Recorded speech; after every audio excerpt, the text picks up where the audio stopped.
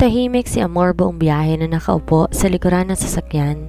Di mawala sa kanyang isipan ang mga sinabi ni Lucas sa kanya. Dahil doon, bawat pikit ng mga mata niya si Lucas ang nakikita nito. Miss Contreras? Tawag ni Lucas sa kanya ngunit hindi niya to napagtuon ng pansin dahil sa lalim ng iniisip. Saglit nilingon ni Lucas si Amor sa kanyang kinaupuan. Ina Amor Contreras, are you there? Doon lang nakuha ni Lucas ang atensyon ng dalaga dahil sa pagtawag niya sa buong pangalan ng dalaga. Sir Lucas? Physically present, mentally absent. Are you okay? Opo. Ano po yon, Sir Lucas? Napabuntong hininga si Lucas. Wala nang tingin sa dalaga. Do you need something? Umiling si Amor. Wala po. Maraming salamat. Tiningnan lamang siya ni Lucas sa rear mirror. Bumaling naman sa ibang direksyon ang tingin ni Amor para makaiwas ng eye contact sa binata. Hindi nababasa ni Amor bawat iniisip o kinikilos ni Lucas. Pabigla-bigla lang to sa kanyang mga kilos at mga sinasabi. Iniisip niya na lang, sinusubukan siya nito o gusto lang talaga siyang asarin. Kaya niya rin iniiwasan ng binata dahil alam niya sa kanyang sarili na malayang magkagusto sa kanyang isang abogadong ubod ng gwapo, talino at yaman. Kung nagawa mang halikan siya o tuksohin ng binata, yun ay pagsubok lang kung kakagat ba siya o hindi. Babae siya at alam niya, malalambot ang mga puso ng mga babae sa mga lalaking katulad ni Lucas. Kaya iiwasan niyang lahat kung maaari lang at huwag magkaroon ng kakaibang nararamdaman sa binata. Masakit ang masaktan at umasa. Nalula si Amor na makita ang pribadong eroplano ng mga Montenegro. Naniniwala ka na ba sa akin na wala kang dapat na alalahanin? Nakangiting wika ni Mario sa kanya. Diyan tayo sasakay? Sambit ng dalaga. Si Lucas na ang sumagot.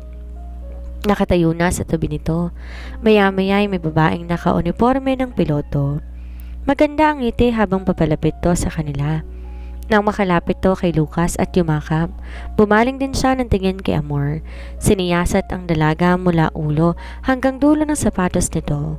Who is she? Medyo mataray na pagkakatanong nito sabay turo kay Amor. Ina Amor Contreras. And? Imbes sagutin ang tanong, iniba ni Lucas ang topiko. Thank you for agreeing to be our pilot today, Andeng. Anything for you. I owe you big time, Lucas. Let's go. Binalingan ni Lucas si Amor nang kumala si Andeng sa pagkakayakap kay Lucas. Miss Contreras?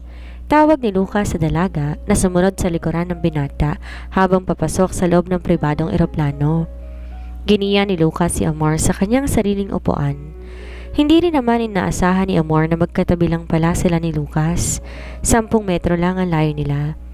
Bago na upo si Lucas sa sariling kinauupuan, ay sinigurado muna ng binata na komportable si Amor sa kanyang pwesto. I am right next to you. If you need anything, you can ask me, okay?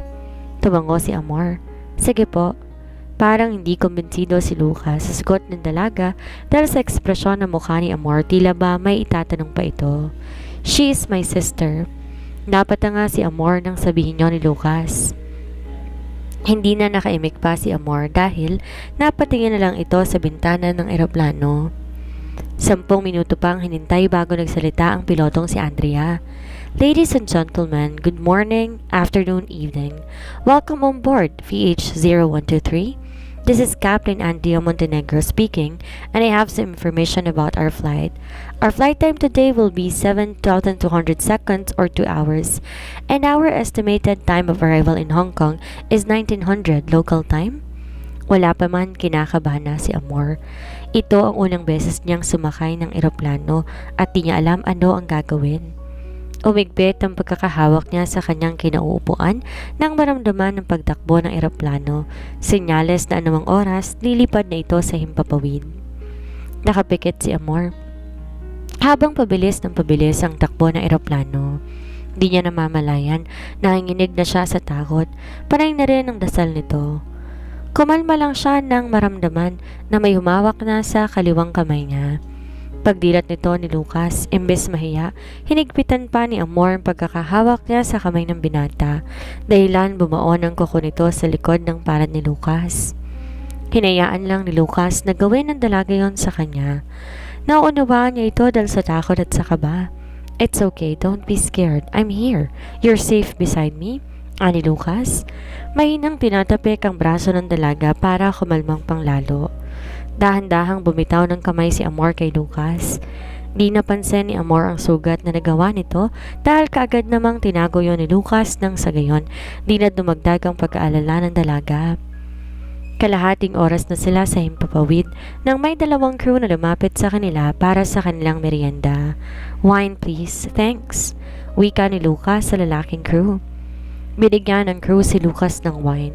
Hindi isang wine glass kundi isang bote ng wine tsaka nilagay lang yon sa tabi ng binata. May table and chair sa harapan nito. "Juice na lang tsaka chicken burger kung meron. Thank you Brad," wika ni Mario habang nagbabasa ng dyaryo. Maya-maya lumapit kay Amor isang babaeng crew tsaka tinanong ko anong gusto. "Hello po ma'am, ang ganda nyo naman po," magiliw na pagbati ng babaeng crew sa kanya. Literal na litaw ang kagandahan ni Amor dahil sa perpektong anyo nito. Nahiya si Amor pero nagawa pa rin magpasalamat. "Anything you want po?" saad ng crew sa kanya. Nag-aalinlangan siyang magsalita. Tumingin muna to kay Lucas ngunit abala to sa kanyang laptop habang ini-enjoy ang pag-inom ng wine. Tumingin siya kay Mario. Doon nakabantay pala sa kanyang lalaki at saka tinanguan. "Kahit ano, walang problema, sige lang," nakangiting sabi naman ni Mario sa kanya. Tumanga si Amor sa crew at nagsalita. "Kahit ano na lang po basta may kanin na kasama tsaka tubig na lang. Maraming salamat po ma'am."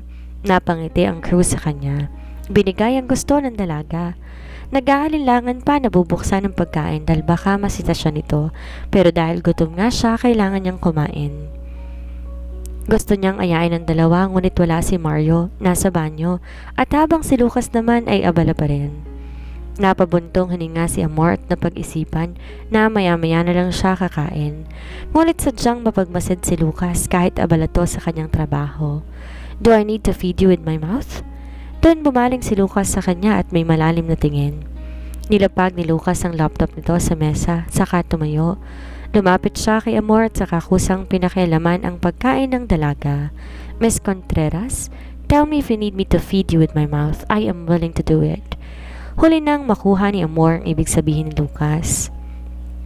Sa unang pagkakataon, naitulak niya si Lucas papalayo dahilan upang gumuhit ang nakakalokong ngiti ni Lucas sa kanyang labi. Hindi na. Nastatwa ang dalaga nang lumapit ulit si Lucas sa kanya. Pero sa pagkakataong yon malapit na yon sa tenga niya. "Just kidding. Eat your food, lady," aniya sa mahinang pagkakasabi dahilan para tumayo ang mga balahibo nito sa buong katawan niya. Para na naman siyang lumulutang sa kahanginan dahil sa pagkabalisa na kagagawa ni Lucas. Walang araw na hindi siya nito nilalandi. Yon ang tamang pagkalarawan sa mga ginagawa ni Lucas sa kanya. Medyo natatakot na rin niya na baka mahulog ito sa mga matatamis na salita ng binata sa kanya. At yun nga ang araw na ayaw niyang mangyari. Wala siyang karapatan na magkagusto sa lalaking malaki ang naitulong sa kanya. Sekretong tinapunan ni Amor si Lucas ng tingin habang tahimik tong kumakain. "Ang landi mo, Montenegro," aniya sa mahinang tono ng kanyang boses. "Welcome to Hong Kong," wika ng crew nang lumapag ang private jet ni Lucas sa Hong Kong International Airport or Cheklap Kok Airport bandang 7:00 ng gabi. Hindi naging mahirap ang pag-exit nila ng airport dahil nasikaso na kagad to ng isang kaibigan ni Lucas. Habang papunta ng hotel, ganoon pa rin ang sistema ng tatlo. Tahimik hanggang sa makarating ang mga ito sa lugar kung saan sila magsistay ng 3 gabi at 2 araw. "Sir Lucas, akala ko ba Japan at Singapore? Bakit Hong Kong?" "I have an urgent meeting. After 2 days, Japan na tayo?" "Okay, sir." "Anyway, while I'm not around for 2 days, pakitingin kay Miss Contreras. She's not familiar here." "Copy ulit, sir." "Huwag kang mag-alala, safe and sound siya pagbalik mo ng hotel." Kinabig ni Lucas ang balikat ni Mario, tsaka naglakad papasok ng hotel. Nasa likod niya lang si Amor, nakasunod sa kanya. Nasa reception area na sila para mag-check-in sa kanilang kwarto. "Good evening, sir. You have a reservation?" Nagilaw na bati ng receptionist. Sabay tingin kay Amor na nasa tabi niya lang. "Your wife is beautiful, sir," wika pa na isang receptionist sa kanya, sabay tingin kay Amor na nasa tabi niya lamang. Your wife is beautiful, sir. Wika pa na isang receptionist nang mapansin si Amor. Bumaling si Lucas kay Amor na hindi man lamang narinig ang sinabi ng babae. Pagbalik niya ng tingin sa dalawang babae, ngumiti si Lucas. She's not my wife, but yet she's beautiful. Kinilig naman ang dalawang babae nang purihin din ng tingin sa dalawang babae. Pinuri ni Lucas ang kakaibang ganda ni Amor. Pagkatapos kumuha ng 3 susi ng kwarto nila, tumungo na ang 3 sa elevator. After you unpack your stuff, let's meet in the hallway so we can go to the restaurant together. I have already made a reservation for our table there. Yes, sir. Copy? Sagot ni Mario. Opo, mahinang sagot naman ni Amor. Sinamahan ni Lucas si Amor sa kanyang kwarto. Dahil naninibago ang dalaga sa bagong lugar, hindi pinabayaan ni Lucas ang dalaga. Naiwan kaagad yon sa kanyang kwarto. If you need something, just call the reception. Use this landphone. May directory naman para hindi ka malito kung saan ang tatawagan mo kung may kailangan ka. Also, kung may kailangan ka naman sa akin, never mind. You know what I mean in case of emergency, okay? My room next to your room, Miss Contreras. Sige po, Sir Lucas. Maghihilamos lang po ako tapos lalabas po ulit. Okay, go ahead. Sinundan ni Amor si Lucas palabas ng kwarto nito. Nagsaradong pintuan nang mawala na ang binata at saglit na nahiga sa kanyang kama. Ang bango at ang lambot ng kama. Ang ganda naman dito. Hindi maitatanggi ni Amor ang pagkamangha sa lugar. Tuwang-tuwa ang dalaga dahil ito ang unang beses niya na nakapunta sa ibang bansa dahil sa kabutihan ni Lucas. Bumangon siya makalipas sa 5 oras. Tumungo ng banyo para linisin ang muka at hindi rin nagtagal natapos na ito. Sakto lang din ang paglabas niya nang lumabas si Lucas sa kanyang kwarto at ganon din si Mario. Sumanya si Lucas kay Mario na pangunahan ito ang daan hanggang sa elevator. May kausap ang binata kaya hindi sila gumawa ng ingay. Prison sentence ranging from 4 to 8 years ang per count. Under the revised penal code, persons found guilty of violating anti-illegal gambling laws may be sentenced to serve as I said. I can't come back right away. I was here in Hong Kong for 2 days, then 2 days in Japan, and the same in Singapore. Give that to Attorney Laurel. He knows that because he had a similar case before. Try to call him. I'm having my dinner right now. Bye.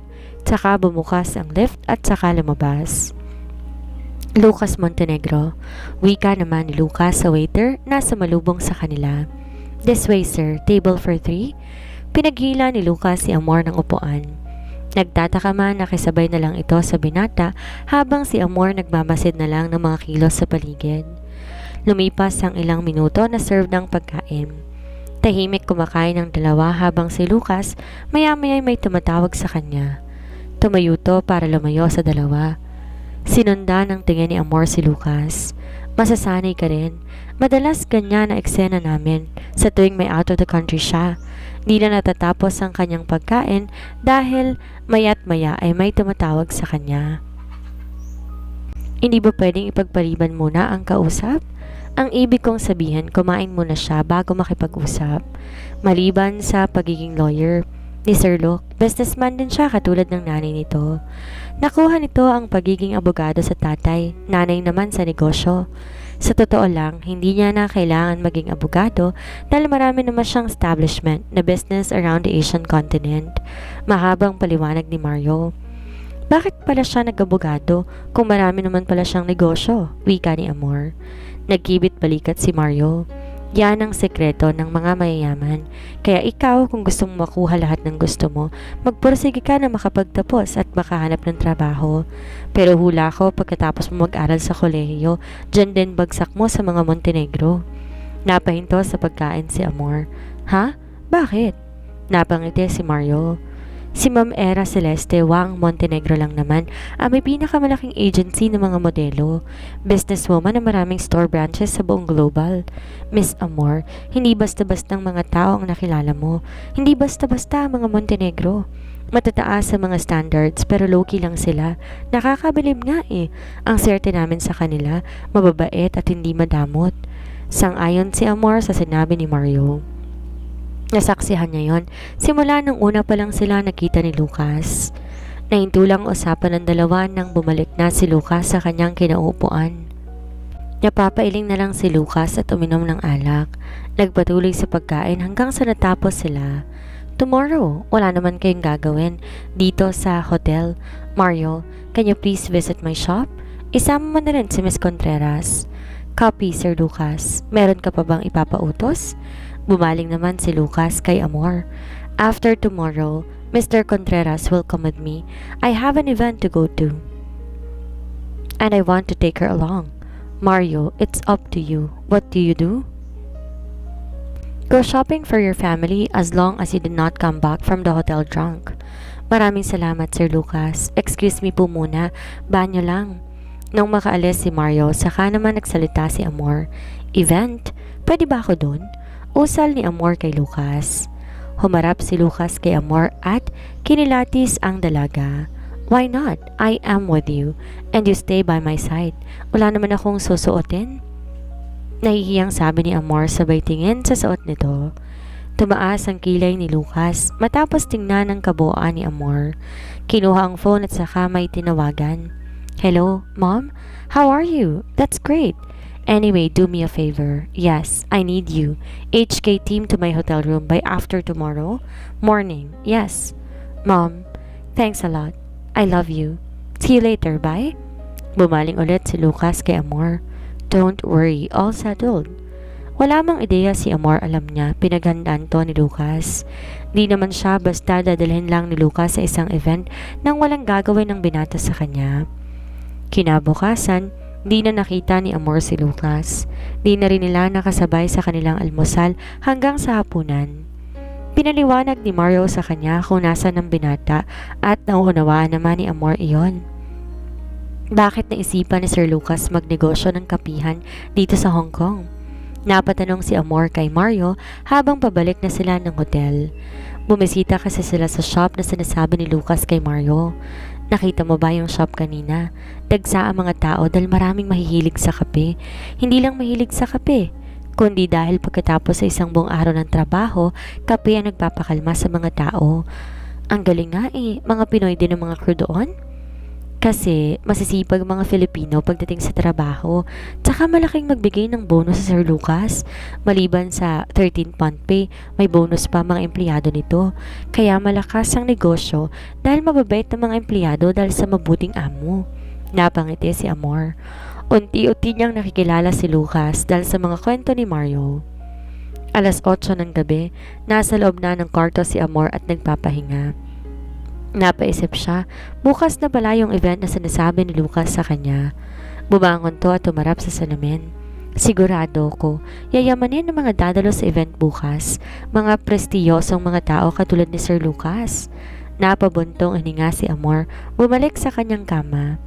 Napatingin to sa kanyang telepono. Maya-maya nagring ang kanyang telepono. Si Lucas. Kagad niya rin sinagot ang tawag. Hello, Sir Lucas. Bakit po? Tumayo si Amor, humarap ulit sa salamin. Are you in your room? Opo. Bakit po, Sir Lucas? Lumabas ka muna saglit. Nagmamadali ding lumabas si Amor sa kanyang kwarto. Kaliwat kanan niyang tiningnan ng hallway ngunit walang tao.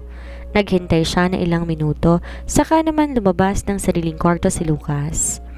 Humarap ang dalaga sa binata nang makitang papalapit ito sa kanya. Magsasalita na sana si Amor nang bigla siyang hinilan ni Lucas pabalik sa loob ng kwarto ng dalaga. Sir, sandali, nakainom ka po? Hindi inaasahan ni Amor ang eksenang mangyayari. Hinila siya ng binata pahiga sa kanyang kama tsaka pumaibabaw yon sa kanya. Nagkatitigan ang dalawa ng matagal. Contreras? Sir Lucas, nakainom ka po. Ayos ka lang po ba? I want you. Pabalong na sabi ni Lucas sa kanya. Ha? Teka sir. Di na nakapagsalita pa si Amor nang sakupin ni Lucas ang mga labi nito. Parang alam na ng dalaga kung saan na naman ito mapupunta. Katulad nung nangyari sa bahay ni Lucas, lasing at wala sa katinoang pag-iisip. Pero magkaiba ngayon. Hindi naman lasing, nakainom lang. Hindi pinakawalan ni Lucas ang malalambot na labi ng dalaga. Sinakop niya to hanggang sa humihingal na pinakawalan ang mga labi ng dalaga. Nanlalalim ang titig na sumalubong sa mga mata ni Amor dahilan para labanan niya yon. Hindi to tama. Mahinang wika ni Amor kay Lucas. Gumuhit ang mga labi ni Lucas sa kanyang pisngi. Not right? Why? Is there something wrong with what we're doing? Sir Lucas, wala ito sa usapan natin. Really? You did not really read the contract you signed before, did you? Kumunot ang noo ni Amor sa mga sinasabi nito ni Lucas sa kanya. Maya-maya nanlalaki ang mga mata nang maalala ang kontratang pinirmahan nito bago pa siya nagsimulang magtrabaho kay Lucas. Tumalas ang mga tingin ni Lucas sa dalaga. Di naman nakapagsalita si Amor dahil wala siyang maidadahilan pa. Hindi ko na natapos basahin. Anong ibig sabihin nito kung ganon? You are 21 already. I'm asking you if you're willing to do anything for me. Tulad ng? Di na nagsalita si Lucas. Imbis, pinakita niya na lang kay Amor ang nais itong sabihin sa dalaga. Sinakop muli ni Lucas ang mga labi ni Amor hanggang sa bumaba ang mga labi sa leeg dahilan upang mapaliyad si Amor sa init ng mga labi ni Lucas na dumadampi sa kanyang mga balat. Page 2, Section D, number 10. Willing to give me what I want when I need you? Pero, no buts, Miss Contreras. We both benefit from this. Di nakapagsalita si Amor nang umalis sa itaas ng katawan niya si Lucas. Tinulungan niyang makatayo ang dalaga at gumiti. Matulog ka ng maaga. Bukas pupuntang HK team para ayusan ka para sa event na pupuntahan natin. Good night. Bago umalis ng kwarto si Amor, si Lucas isang malalim na halik ulit sa labi ang ginawad ng binata sa kanya. Nanlambot ang mga tuhod ng dalaga nang lumabas na ng kwarto ang binata. Anong gagawin ko? Matamlay na wika ni Amor sa kanyang sarili. Alas 7 ng umaga, maaga pa lang gising ng dalaga dahil maaga siyang tinawagan ito ni Lucas. Nasa kabilang kwarto lamang ang binata kaya anumang oras susugurin siya nito ni Lucas. Sakto, natapos siyang maligo. Yun din ang oras ng pagdating ng mga taong mag-aayos sa kanya. Alauna ng hapon ng okasyon kaya dapat maaga pa lang handa na sila. Magandang umaga po, ma'am. Kami po yung pinadala ng madam namin from HK team. Magilaw na sabi ng isang makeup artist. Pasok po kayo. Magalang na pagkakasabi ni Amor sa 5 tao. Dito na lang po. Kayo na pong bahala sa akin. Nakangiting sabi pa nito. Hindi pa naman nagsisimula. Dumating na si Lucas. Nagkasalubong ang mga tingin, ngunit hindi yun umiwas. Good morning, ladies. Thank you for coming. By the way, I sent some food here. Don't forget to have breakfast before starting work. Wika ni Lucas sa staff ng HK team. Miss Contreras, can I talk to you for a moment? Di nagdalawang isip si Amor at lumapit kay Lucas.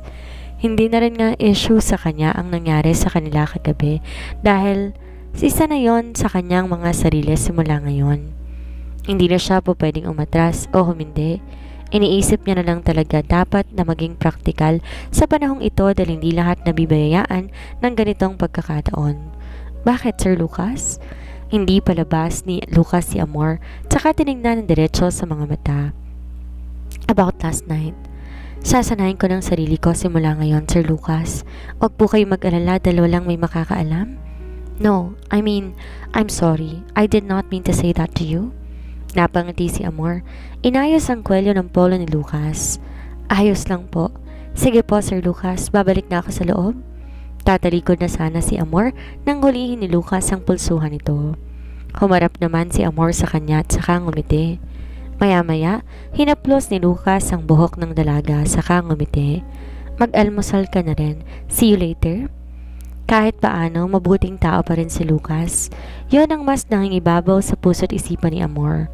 Tama nga, may ugaling di maganda si Lucas tuwing nakainom o lasing ito. Bagaman nahihimas-masan din kapag nalipasan na ng oras o nawala ng alak sa kanyang katawan, matinong tao ulit. Nag-almusal munang lahat. Makalipas ang kalahating oras, sinimulan na ang pagpapaganda nila kay Amor. Light lang yung makeup. Litaw na litaw pa rin yung ganda mo, Miss Amor, kahit light lang yung makeup sa'yo. Actually, you had a perfect shape of face. Natural yung ganda mo, tapos binagay talaga yung casual na isusuot mo mamaya. HK Team Staff 1. Alam mo ba, si Sir Lucas ang pumili ng susuotin mo mamaya? HK Team Staff 2. Tipid nang umiti si Amor sa kanila. Di niya inaasahan na si Lucas ang pipili ng susuotin nito. Kung sa bagay, sa estado ni Lucas mas maalam ito sa pagpili ng mga elegante. Miss Amor, pwede magtanong? Sige po. Anong relasyon mo sa mga Montenegro? Hindi kaagad nakasagot si Amor. Pinag-iisipan niya ng mabuti ang isasagot nito sa kanila. Ayaw niya na madulas at baka magkaroon ng problema. She is my assistant. Napalingon lahat nang magsalita si Lucas mula sa likuran nila. Nasa bukanan ng pintuan. Lumapit to kay Amor at saka may ibinigay. For you, suotin mo yan.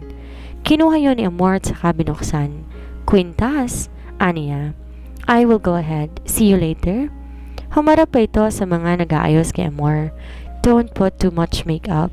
She's beautiful even if her makeup is light. Saka lumabas na ng kwarto. Nagkangitian ang mga babae dahil sa sinabi ng binata. Maya-maya, napuno na ng tawanan ng loob ng kwarto ni Amor dahil sa mga panunokso nila sa dalaga. Wala pong ganon mga ate, ganyan lang po talagang magsalita si Sir Lucas. Nahihiyang sabi ni Amor. She treat you like a woman, not a girl? Alam mo, bihira lang ang mga ganyang lalaki.